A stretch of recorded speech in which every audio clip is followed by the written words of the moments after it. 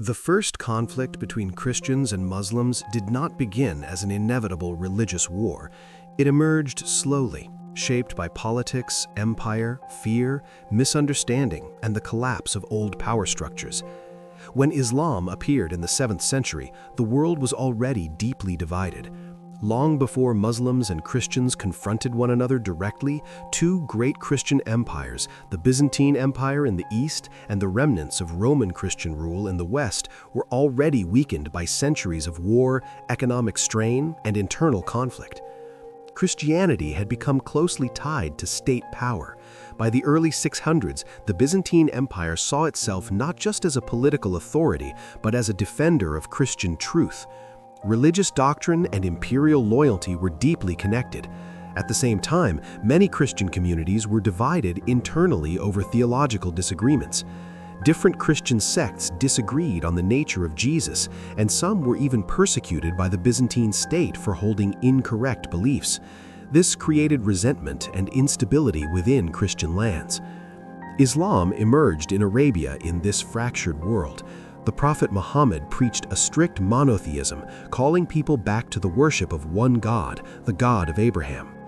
From the beginning, Islam recognized Jesus as an important prophet, not as divine, and honored Mary highly.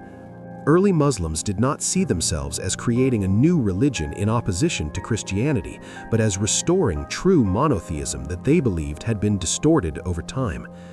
After Muhammad's death in 632 CE, the Muslim community expanded rapidly. This expansion was not driven by forced conversion, as is often misunderstood, but by a combination of political unification, military organization, and the collapse of surrounding powers. Muslim armies moved into territories controlled by the Byzantine Christian Empire, including Syria, Palestine, and Egypt. These regions were Christian-majority lands, and this is where the first large-scale Christian-Muslim conflicts occurred. To the Byzantine Christians, this expansion felt like invasion. Land long considered Christian was suddenly ruled by a new power that rejected key Christian doctrines. Churches now existed under Muslim rule. Taxes were imposed on non-Muslims, though Christians were generally allowed to practice their faith. Still, for an empire that saw itself as God's chosen defender of Christianity, this loss was traumatic.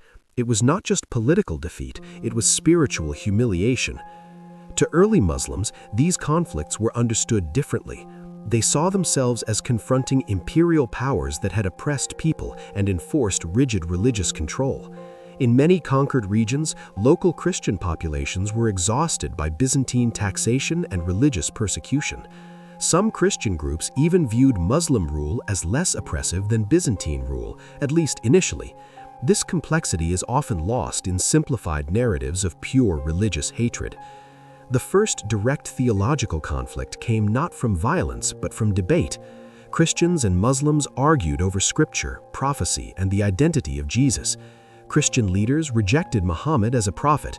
Muslim scholars criticized Christian doctrines like the Trinity and divine sonship.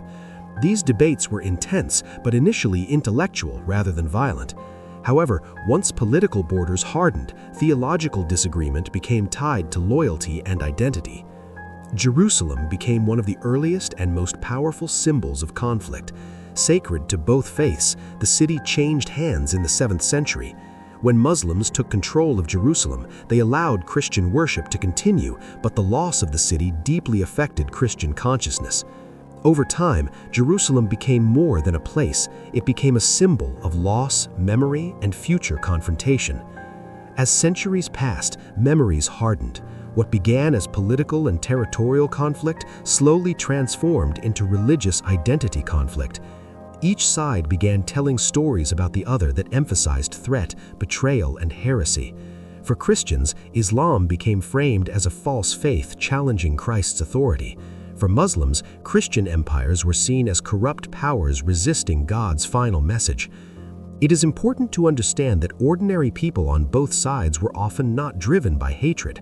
Farmers, merchants, and families continued daily life under shifting rulers. Trade continued across religious lines. Scholars translated texts from one language to another. Yet political elites and religious leaders increasingly used religious identity to mobilize loyalty and justify war. The first conflicts laid the foundation for later, more violent confrontations, including the Crusades centuries later. But those later wars were not inevitable results of early Islam. They were shaped by evolving politics, economic ambitions, and collective memory. The early Christian-Muslim conflicts were not simple battles between good and evil, but clashes of civilizations struggling to define power, truth, and survival in a changing world. What makes the first conflict especially tragic is that both sides worshipped the same God of Abraham, revered many of the same prophets, and shared similar moral values. Yet differences in theology became boundaries of identity rather than topics of dialogue. Once faith became tied to empire, disagreement became dangerous. Looking back, the first conflict between Christians and Muslims teaches us that religious violence rarely begins with religion alone. It begins when belief becomes inseparable from power, when fear replaces understanding, and when identity becomes something to defend rather than share. The early encounters between Christianity and Islam were shaped as much by human insecurity as by divine conviction. Understanding this history does not excuse violence, but it explains it. And in a world still shaped by these early conflicts, understanding might be the only way to prevent history from repeating itself.